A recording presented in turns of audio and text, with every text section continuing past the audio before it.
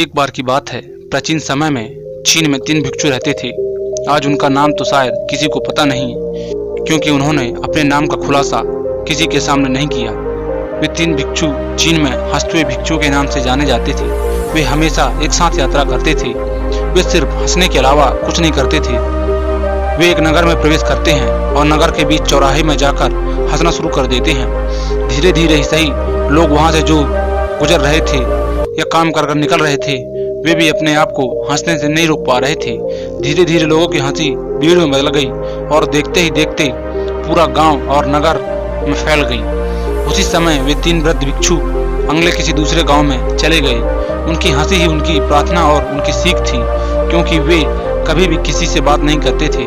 उन्होंने ऐसा माहौल बनाया था कि पूरे चीन के लोग उन्हें चाहने लगे थे। सभी लोग उन्हें बहुत प्यार करते थे, क्योंकि उन्हें कभी जीवन में पहले या बाद में कभी भी ऐसा आध्यात्मिक शिक्षा नहीं मिला। उनका हंसता हुआ संवाद ये दिखाता है कि जीवन में केवल हंसने को ही एक महान अवसर के रूप में लिया जाना चाहिए। वे ऐसे हंसते थे मानो उन्होंने कोई ब्रह्मांडीय मजाक खोज लिया हो। इस प्रकार वे कई सालों तक यात्रा करते रहे और लोगों को अपने हंसी से हंसाते रहे और पूरे चीन में खुशियां बिखेरते रहे।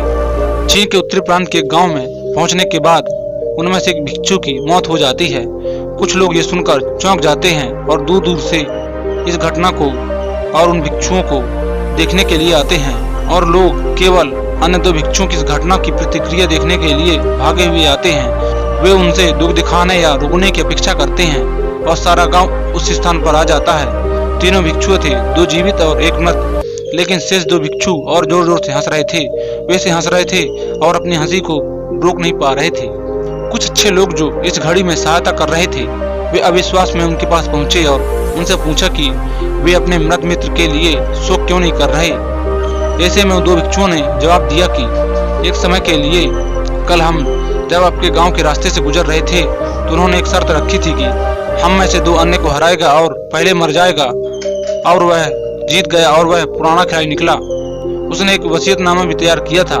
अंतिम संस्कार की चिता पर रखने से पहले मृतकों को धोने और कपड़े बदलने की परंपरा है, लेकिन पुराने भिक्षुओं ने स्पष्ट रूप से पुराने कपड़े पर उसे छोड़ने को कहा था, क्योंकि वह एक दिन से कभी गंदा नहीं हुआ था। मैंने अपनी हंसी के माध्यम से इस दुनिया को किसी भी गंदगी को मुझ तक पहुंचने नहीं दिया, ऐसा उसने वसीयतनामा में कहा था। तो उस भिक्षु का शरीर उसी वस्त्र समेत चिता पर रख दिया गया जो उसने आने के समय में पहना हुआ था, और जैसे ही आग जली, सभी को विस्मृति करते हुए आग उसके कपड़ों पकड़ने लगी और अचानक 100 रंगों की आतिशबाजी ऊपर नीचे और चारों दिशाओं में धधकती उठी। और अंत में वे लोग जो वहां इकट्ठे हुए थे, उन 2 बुद्धिमान भिक्षुओं की हंसी में शामिल हो गए। ये हंसी हमें जीवन में यही सिखाती है कि हमारे जीवन में केवल यही कारण हो सकता है कि हम इस धरती पर आए हैं, और इसलिए हम हंस सकते हैं और हमें हंसते रहना चाहिए। आनंद और हंसी का अनुभव करना कभी बंद न करें। इसीलिए जब भी आप अगली बार आप किसी भी समस्या का सामना करें, तो आईने में देखें और समस्या को हंसी से दूर भगाएं, क्योंकि आपका जीवन ही आनंद है और आपको जीवन